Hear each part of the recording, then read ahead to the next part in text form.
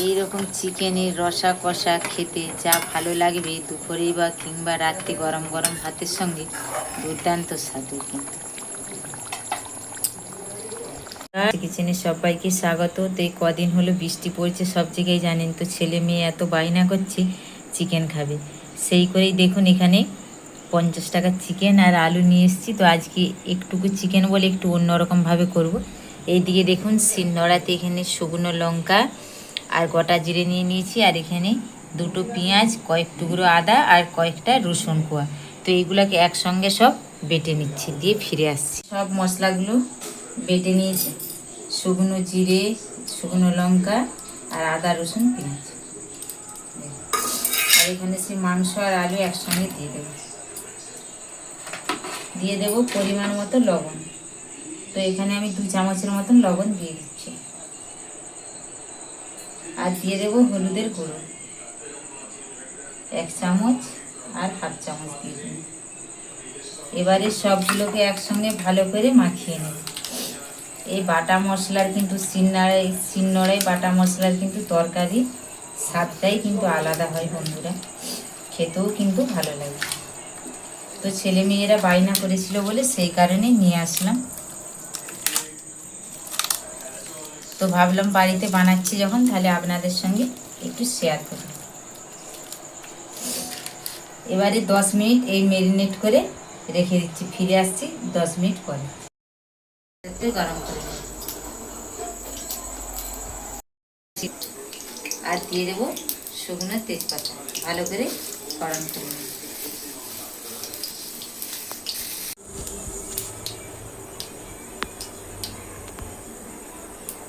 খুব ভালো করে ফোড়ন করা হয়ে গেছে, চারিপাশটা একটু তেলটা লাগিয়ে নেব, গ্যাসটার আঁচটাকে একটু কমিয়ে দেবো। এবারে সেই তেল খুব ভালো করে গরম করা হয়ে গেছে, এবারে ম্যারিনেট করা চিকেন দিয়ে দেবো।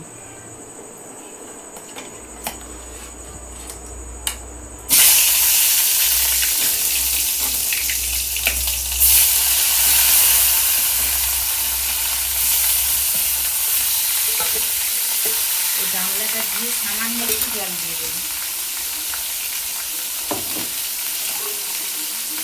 দেখুন সামান্য একটু জল।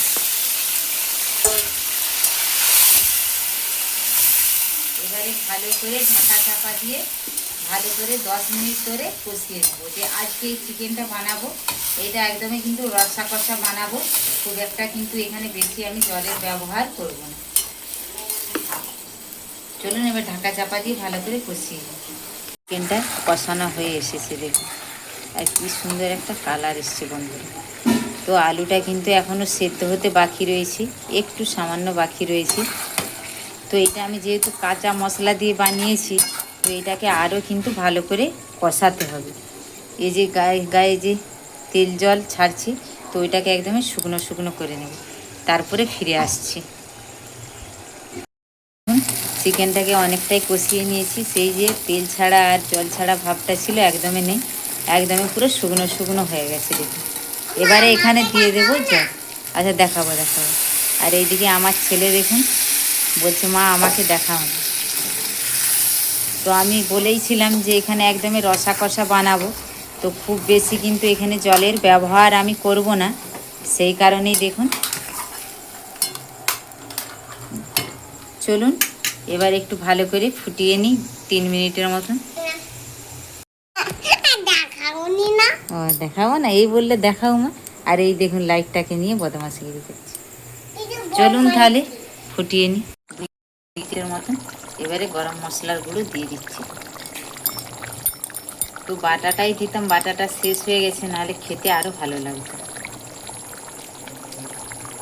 চলুন এবারে নামিয়ে নিয়ে দেখাচ্ছি। দেখুন তো গরম গরম আর একটু কালারটা আসবে। তো দেখুন আর কতটা একদমই গ্যাবি গ্যাবি করেছি, একদমই রসা কষা। তো আলু রয়েছে আর এটাকে টেনে নেবে। তো চলুন যাই হোক, আমার এই রেসিপিটি কেমন লাগলো, একদমই সিম্পল চিকেন রান্নার রেসিপিটি অবশ্যই কমেন্টের মাধ্যমে জানাবেন। ভালো লাগলে লাইক শেয়ার করবেন। আপনারা ভালো থাকবেন, সুস্থ থাকবেন, সাবধানে থাকবেন। খুব শিগগিরই দেখা হচ্ছে অন্য একটা রেসিপি নিয়ে।